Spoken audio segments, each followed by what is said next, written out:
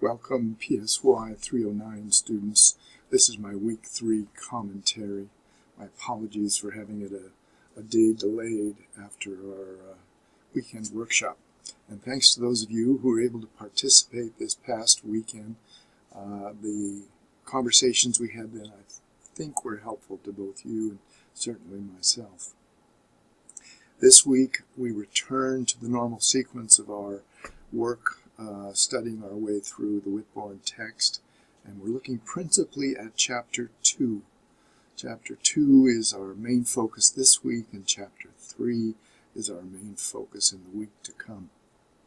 This week is all about models and theories, and it really is of value on two levels. One, it causes us to think carefully about the value of theories and models in any case, as opposed to reacting to the day in, day out challenges of adulthood and aging. So I want us to think about theories and models as roadmaps or tools by which we navigate, rather than statements of truth or some kind of final answer to the questions of adult development and aging.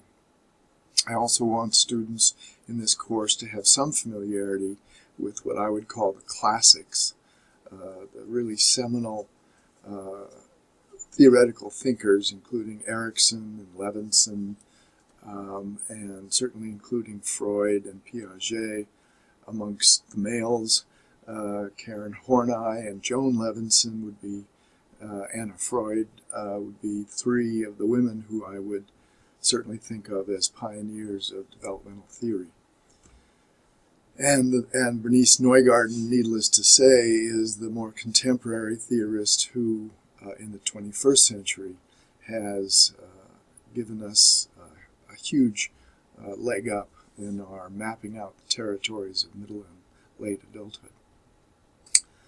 And note that those major theorists are primarily from European and American perspectives, and hence I think much remains in terms of theory development, theory testing, and theory application in the years to come.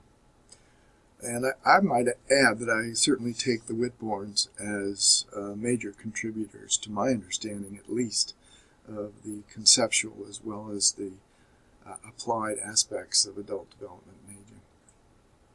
So all that being said, I want us to grapple with becoming familiar with the major roadmaps and also thinking more deeply perhaps about the value of theories. I think about them in terms of describing the territory, but also in terms of predicting events and hence allowing us to minimize threats and maximize opportunities. So all that being said, there's lots of food for thought on that side of this week's agenda. On the other side, I do want us to take advantage of the fact that we're working online and in a hybrid media, some face-to-face and asynchronous combined.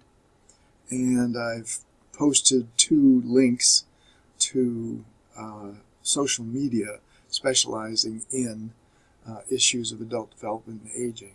So I'll be looking on the discussion board for your evaluation of those or your contributing resources that you think would be of particular value to students in this particular course studying adult development and aging. Finally, I've included in this week's folders a link to the Bangor Daily News and a real overview of what's called Aging in Place in Maine.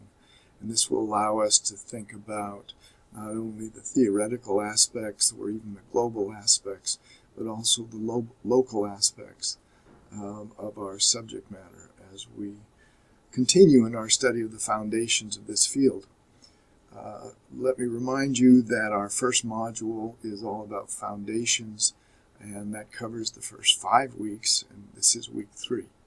So we're still laying the foundations, hopefully giving you ideas about your course projects and what exactly it is you want to get out of this course terms of learning outcomes. So I think those are the major points I wanted to include in my commentary. If there is interest, I would be more than happy to provide supplemental commentaries on the substance of Erikson or Piaget or Levinson's or Neugarten's theories of adult development. That being said, I think that would make for a rather long and not terribly interesting commentary on my part, so I'll await students expressing those kinds of interests. The discussion board questions for this week are posted. I think you'll find them both of theoretical and practical interest. Finally, I would encourage you that it is not too early to begin thinking about your course project. Those of you who are at the workshop this weekend know that the course project is a major opportunity for students to customize the course, being that the Whitbourne and Whitbourne text will be our survey of the content.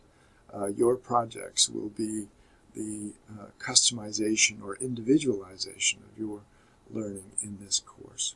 And of course, I'll be happy to coach on those or any aspects of your engagement with the course.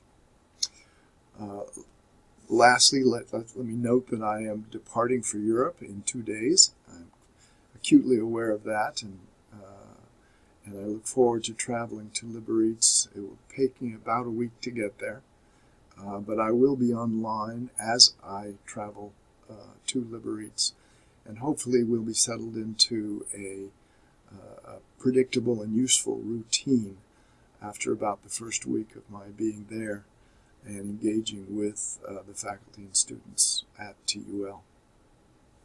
So thanks to all of you for your patience and understanding and your time at the workshop yesterday. And again, I encourage you to call me.